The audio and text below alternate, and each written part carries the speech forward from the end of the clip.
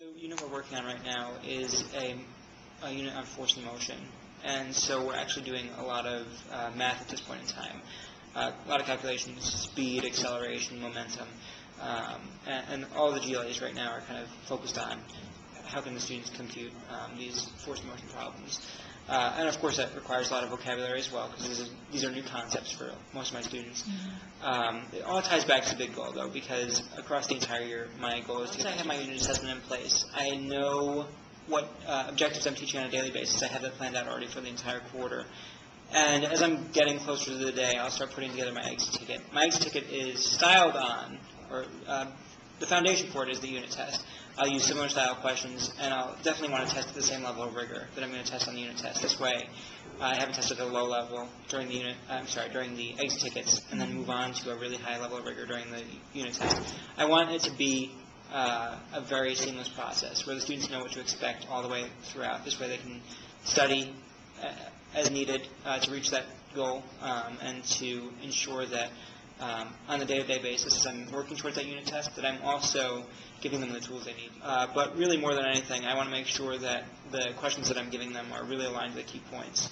I try to make sure that I start off my exit ticket with a low-level question, something that hits to a key point of the day before. That was one of the first things that I said. So, for example, on the exit ticket I handed back today, I was testing them on Newton's second law, which is force equals mass times acceleration.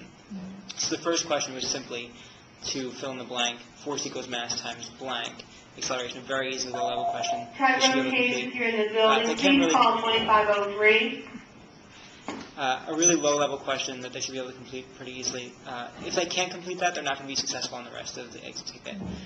This is the most basic of questions. And it's that formula that they're going to need to be able to complete the computations later on. And so in the same style on a unit test, as I would do on a unit test, and building up to the higher level questions, I try to follow that protocol on my exit tickets. In terms of my lesson planning, I see if my key points, my guided practice, and then my independent assessment weren't aligned, I wouldn't know what I was teaching.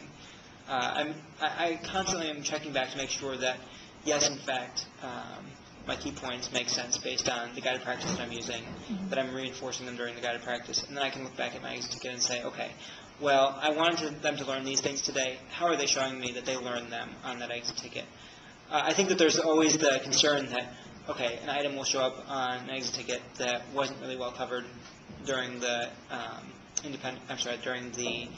intermediate material or the guided practice, or also the fear that I'm giving something during those parts that isn't tested later on. I don't want there to be any surprises for the kids. I want this to be a very transparent process. I've tried to be very open about the way I structure my class with them. I also try to be very open about their input into improving it. So part of this process of continually increasing effectiveness really means to me that I am reflecting on a daily basis to see that, okay, yes, as I'm writing out my lesson plans, these three things are lined up.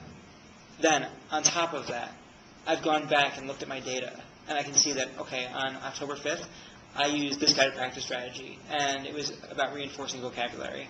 When I come back to a similar topic, November 5th, no matter what the objective might be, I know that that guided practice strategy was a really useful tool, and that their ACE tickets that day were awesome. They got 90% or better, perhaps. I'm going to make sure that I bring that back and find new ways to use it to bring them to the big goal. Because as far as I'm concerned, the only way we're going to reach the big goal is if they're constantly setting expectations and finding a way to exceed them.